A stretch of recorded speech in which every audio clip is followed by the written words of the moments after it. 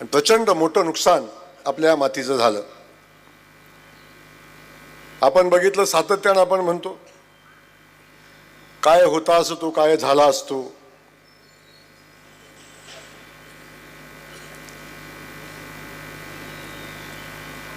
असे कसे शकुनी मामा बर्बाद झालाच तुम्ही. मला या ठिकाणी वेगळं बोलायचं, आज टीकेचा विषय नाही. या ठिकाणी येत असताना आपण सगळ्यांनी पाहिलं, ही निवडणूक सातत्यानं आपली भूमिका होती की विकासाच्या मुद्द्यावर झाली पाहिजे. फलटणच्या विकासाच्या मुद्द्यावर मला वाटत नाही ही कधीच निवडणूक गेली. ही निवडणूक आल्यावर आपलं अस्तित्व जेव्हा विधानसभेच्या निवडणुकीच्या अगोदरपासून, जसं दादांच्या खासदारकीची निवडणूक झाली तेव्हापासून हे महाशय सातत्यानं अस्वस्थ होते. अख्खं कुटुंब अस्वस्थ होतं आणि त्यांना कुठं जायचं समजत नव्हतं, काय करायचं समजत नव्हतं. कुठं बसावं, कुठल्या पक्षात जावं, कुठल्या नेत्याकडे जावं, कोणाला मदत मागावी हे कधीच कळत नव्हतं.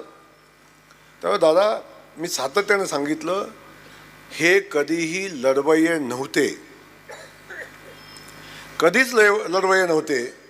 हे फक्त सत्तेत होते आणि सत्तेचा उपयोग करून लोकांना बांधून ठेवून, लोकांना दमबाजी करून, लोकांना त्रास देऊन हे सत्तेत राहिलेले होते. ज्या दिवशी सत्ता गेली त्या दिवसापासून हे माणसं अस्वस्थ झाली आणि कुठं जायचं हे त्यांना समजत नव्हतं. आपण सातत्यानं बघितलं, लोकसभेच्या वेळी पहिल्यांदा जसं अजितदादा सत्तेत आले तसे महाशय सत्तेत गेले.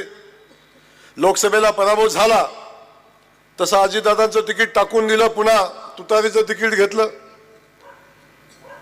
आणि तुतारीचं नुकसान झालं वाटलं की पुन्हा भाजपच्या दारात लोटांगण घातलं, मला घ्या म्हणून.